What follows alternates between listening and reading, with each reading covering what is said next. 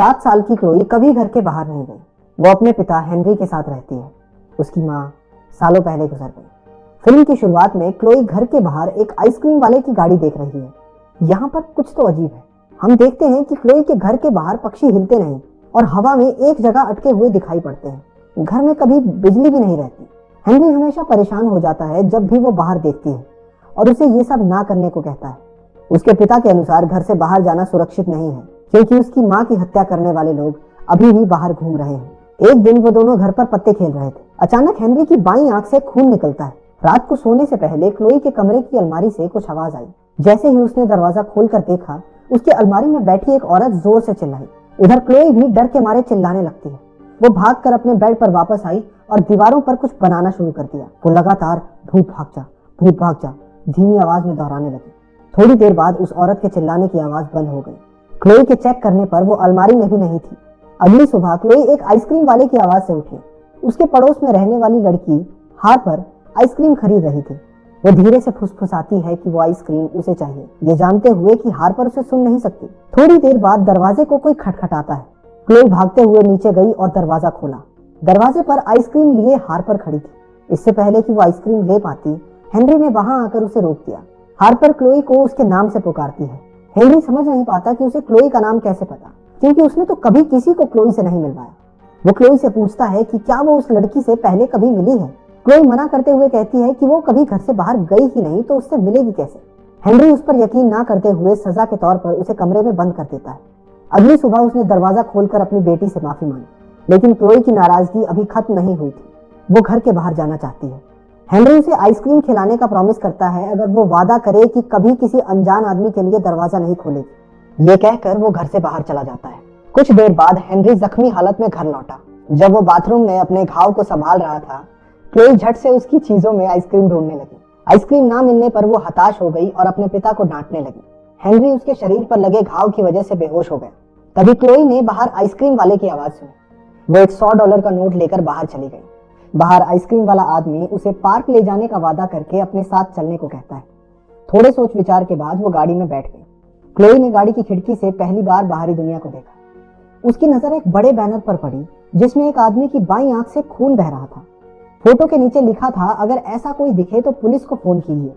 वो बूढ़ा आदमी क्लोई से पूछता है कि क्या कभी उसकी बाईं आंख से खून निकला है, जिसे क्लोई मना कर देती है। पार्क में झूला झूलती क्लोई से उस बूढ़े आदमी ने पूछा कि क्या कुछ ऐसा है जो वो कर सकती है और बाकी लोग नहीं कर सकते। क्लोई झूला झूलने में मगन इस सवाल का जवाब नहीं देती। इसके बाद वो उसे तेज तेज झुलाने लगता है ताकि गुस्से और डर से उसकी शक्तियां बाहर आ जाएं। थोड़ी देर बाद एक पुलिस वाला वहां आया और उसने उस बूढ़े आदमी को लड़की से दूर हटने को कहा।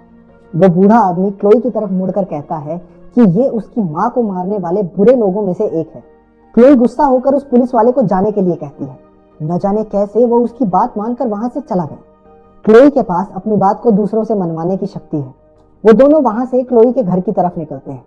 रास्ते में उस बूढ़े आदमी ने क्लोई को उसकी माँ की तस्वीर दिखाई, मैरी। असल में ये बूढ़ा आदमी कोई और नहीं, उसका नाना एलन है। जाने से पहले वो क्लोई को एक पाउडर देता है जिसे अगर वो अपने पिता हेनरी को पिला देगी तो वो दोनों ऐसे ही बाहर घूमने जा सकते हैं। कुछ घंटों बाद हेनरी बेहोशी की हालत से बाहर आया। क्लोई अपने कमरे में ड्राइंग कर रही थी। हेनरी को देखकर उसका गुस्सा फूट पड़ा। वो अपने पिता से कहती है कि उसने क्लोई को आज तक सब कुछ झूठ कहा और घर के बाहर कोई बुरे लोग नहीं है। इस बात पर दोनों बाप बेटी में खूब लड़ाई हुई। क्लोई अकेली लेटी अपनी माँ की तस्वीर को निहारते हुए सोच रही थी कि अगर वो साथ होती तो उनकी जिंदगी कैसी होती। अचानक उसकी अलमारी से आवाजें आने लगती हैं। अलमारी खोलने पर उसे वही औरत फिर से दिखाई देती है, लेकिन इस बार वो समझ जाती है कि ये उसकी माँ मैरी है। उसने मैरी के पास जाकर अपना परिचय दिया, लेकिन मैरी अपनी बेटी को गले लगाने की बजाय चिल्लाने लगी कि ये उसका भ्रम है और क्लोई असली नहीं हो सकती। क्लोई डर कर अलमारी से बाहर चली आई। ऐसा लगता है कि क्लोई के पास एक और शक्ति है कि वो किसी से दूर होने के बावजूद उसे देख और बात कर सकती है। सुबह उठने पर जब वो बाहर आई तो हेनरी टीवी देखते देखते सो रहा था। टीवी पर न्यूज चैनल लगा हुआ था, जिससे क्लोई को पता चला कि दुनिया में फ्रीक्स नाम से बुलाए जाने वाले लोग भी रहते हैं जिनके पास करिश्माई शक्तियां होती हैं। जब वो इन शक्तियों का इस्तेमाल करते हैं तो उनकी बाईं आंख से खून निकलता है। 10 साल पहले एक ऐसे ही फ्रीक ने डैलस शहर को तबाह करके हजारों मासूम लोगों की जान ले ली थी। इस हादसे के बाद सरकार ने ऐसे लोगों के खिलाफ एक एडीएफ नाम की सेना का गठन किया।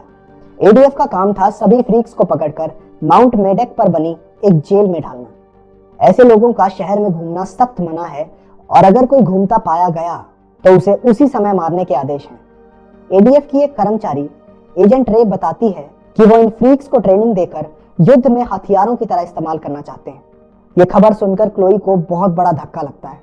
वो अपने कमरे में बैठी अपनी माँ को याद करती है। तभी उस बड़ी अलमारी में उसे फिर से अपनी माँ दिखाई देती है।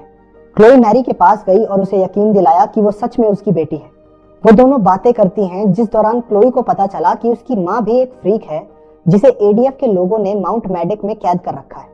अगले दिन क्लोई ने हेनरी को अपनी माँ के बारे में बताया, लेकिन वो उस पर विश्वास नहीं करता। कोई और रास्ता ना दिखने पर क्लोई ने अपने नाना का दिया हुआ पाउडर अपने पिता को पिलाकर घर से बाहर जाने का प्लान बनाया, लेकिन हेनरी को इस बात का पता चल गया। वो उसे रोकने के लिए उसका पीछा करता है। घर के मेन दरवाजे पर खड़ी क्लोई जोर से चिल्लाई, पापा सो जाइए, और अचानक हेनरी वहीं उसी जगह नीचे गिर पड़ा। क्लोई की आंख से पहली बार खून निकलता है। क्लोई ने अपने नाना एलन को सारी बात बताई। क्लोई की बात सुनकर एलन वहां जाकर उसकी मां को बचाने का प्लान बनाता है। वो क्लोई को लेकर एजेंट रे के पास गया। एलन ने एक कहानी बनाई जिसके अनुसार वो एक पादरी है और क्लोई उसकी गोद ली हुई बेटी। उसने एजेंट रे से कहा कि उसे हाल ही में पता चला कि क्लोई एक फ्रीक है। एलन गुजारिश करता है कि क्लोई को सुरक्षित माउंट मेडेक लेकर जाया जाए, और क्योंकि वो अभी एक छोटी बच्ची है तो उसकी देखभाल के लिए वो भी उनके साथ चलेगा। एजेंट रे क्लोई की आंखों के नीचे खून के निशान ढूंढती है। वो एलन की आंखों की भी जांच करती है, लेकिन उसे खून के निशान नहीं मिलते। सब कुछ प्लान के मुताबिक चल रहा था, लेकिन जब रे क्लोई को बार बार फ्रीक कहकर बुलाती है तो क्लोई को गुस्सा आ जाता है। ये सोचकर कि क्लोई खतरनाक हो सकती है, रे ने अपने और साथियों को बुलाया। किस्मत से वो दोनों गायब होकर वहां से भाग निकलते हैं। हमें पता चलता है कि एलन भी एक फ्रीक है जिसके पास गायब होने की शक्ति है। वो हाइड्रोजन पेरोक्साइड नाम के एक केमिकल से अपनी आंखों के नीचे से खून के निशान मिटाता है। एलन ने क्लोई को अपने घर चलने के लिए कहा ताकि वो उसे अपनी शक्तियों का इस्तेमाल करना सिखा सके, लेकिन क्लोई चिल्लाकर कहती है कि उसे अपने पिता के पास जाना है। उसकी शक्तियों की वजह से एलन उसे घर वापस ले जाने को मजबूर हो जाता है। अचानक हेनरी रोड पर प्रकट हुआ और एलन और उसके ट्रक को लेकर गायब हो गया। उसने एलन को घर ले जाकर एक कुर्सी से बांध दिया। कुछ सेकंडों बाद वो क्लोई के पास वापस आया और उसे गोद में उठाकर वहां से ले गया। रास्ते में वो क्लोई को सब कुछ समझाता है। उसके पिता के पास समय को धीमा करने की ताकत थी। वो एक बुलबुला बना सकता था जिससे उसके बाहर की दुनिया बहुत धीरे और अंदर की दुनिया सामान्य गति से चलती थी। उसने उनके घर के बाहर भी इसी तरह का एक बुलबुला बना दिया था जो उसके जागते हुए हर समय काम करता था। वो अपने घर में 7 साल से छिपे हुए थे, जबकि बाहरी दुनिया में कुछ महीने ही बीते थे। हेनरी सोचता है कि अब क्लोई उसके साथ सुरक्षित नहीं रहेगी। वो अपने पड़ोसी को बहुत सारे पैसे देकर उसे गोद लेने के लिए कहता है। स्टीवन मान जाता है, लेकिन उसकी पत्नी नैन्सी जल्द ही समझ जाती है कि क्लोई एक आम लड़की नहीं है। वो उसे अपनाने के लिए मना कर देती है और हेनरी क्लोई को लेकर वहां से चला जाता है। घर आकर हेनरी ने क्लोई की बाईं आंख से निकलते खून को देखा। वो समझ गया कि क्लोई के पास भी करिश्माई शक्तियां हैं और वो उनका इस्तेमाल करना सीख गई है। उस पर भरोसा न कर पाने की वजह से वो उसे एक छोटे कमरे में बंद कर देता है। क्लोई अपनी शक्तियों को इस्तेमाल करके अपनी माँ से मिलती है, लेकिन अचानक एक आदमी मैरी को घसीटते हुए वहां से ले जाता है। सुबह कमरे से बाहर आकर वो हेनरी को सब कुछ बताती है। हेनरी क्लोई की बात नहीं सुनता, क्योंकि उसके हिसाब से तो उसकी पत्नी की मौत हो चुकी है। लेकिन आखिरकार एलन उसे सारी बात बताता है। जब मैरी और एलन ने माउंट मेडेक पर हमला किया तो वो एडीएफ का सामना करने में नाकाम हो गए थे। एलन किसी तरह वहां से बचकर निकल गया, लेकिन मैरी नहीं निकल पाई। उसे लगा था कि लड़ाई में उसकी बेटी मारी गई, लेकिन एडीएफ ने उसे मारा नहीं बल्कि कैद कर लिया था। क्लोई ने खिड़की के बाहर नैन्सी को पुलिस से बात करते देखा। वो अपनी शक्ति का इस्तेमाल करके उसकी बातों को करीब से सुनती है। हेनरी और एलन को भी ये सब दिखता है। क्लोई ने फिर से अपनी शक्तियों का इस्तेमाल करके उस पुलिस वाले को अपने वश में कर लिया। पुलिस वाले ने पेन से नैन्सी पर हमला किया। नैन्सी की दाईं आंख से खून निकलने लगता है। उसकी आंख से निकलते खून को देखकर एडीएफ के लोगों को लगा कि वो एक फ्रीक है और देखते ही देखते उसे गोलियों से भून दिया। थोड़ी देर में वो पूरे परिवार को अपनी हिरासत में ले लेते हैं। हेनरी क्लोई पर गुस्सा करता है कि कैसे वो किसी की जान ले सकती है, लेकिन एलन उसे समझाता है कि क्लोई ने कुछ गलत नहीं किया। अगर वो ऐसा नहीं करती तो नैन्सी की जगह वो सब मारे जाते। क्लोई अपने कमरे में जाकर फिर से अपनी माँ को याद करती है। उसे मैरी बंधी हुई दिखती है। कुछ देर बाद हेनरी और एलन भी वहां आ गए। पता चलता है कि मैरी को जल्द ही मार दिया जाएगा। एलन डॉक्टर पर गोली चलाता है, लेकिन कुछ फायदा नहीं होता। हेनरी अपने आप को बेबस महसूस करता है। अचानक क्लोई डॉक्टर के दिमाग को अपने वश में करके उसे खुद को मारने के लिए मजबूर कर देती है। फिर वो वहां खड़े पुलिस वाले का इस्तेमाल करके अपनी माँ के हाथ पैर खुलवाती है। इस दौरान उनके घर की घंटी बजती है। बाहर एजेंट रे खड़ी थी। हेनरी समय को रोकने वाला बुलबुला बनाता है और एक घर बेचने वाले की तरह तैयार होकर दरवाजा खोलने जाता है। रे उसकी आंखों के नीचे खून के निशान खोजती है, लेकिन एलन पहले ही हाइड्रोजन पेरोक्साइड से उन्हें मिटा चुका था। कुछ देर बाद मालूम पड़ता है कि रे उसके बारे में पहले से जानती थी। ऊपर कमरे में क्लोई अपनी माँ को माउंट मेडेक जेल से निकालने की कोशिश कर रही थी। हेनरी की मदद करने के लिए एलन वहां आया, लेकिन उसके कुछ कर पाने से पहले रे हेनरी को गोली मारकर घायल कर देती है। इससे पहले कि वो एलन को भी शूट कर दे, वो वहां से गायब हो गया। वो घर के ऊपर वाले कमरे में क्लोई को देखती है, जो अपनी माँ को जेल से निकालने में लगी थी। मौका देखकर उसने क्लोई पर गोली चलाई, लेकिन एलन ने क्लोई के सामने आकर उसे बचाते हुए अपनी जान दे दी। अपने नाना को मरता देख क्लोई गुस्से से भर जाती है। वो रे के दिमाग को कब्जे में लेकर उससे खुद को ही गोली मरवा देती है। बाहर पुलिस ने गोलियों की आवाज सुनकर घर को हर तरफ से घेर लिया। अपने नाना को आखिरी बार अलविदा कहकर क्लोई अपनी माँ को बचाने की प्रक्रिया जारी रखती है। वो जेल में तैनात सैनिकों के दिमाग पर कब्जा करके उन्हें आपस में लड़वा देती है, ताकि उसकी माँ सही सलामत वहां से निकल सके।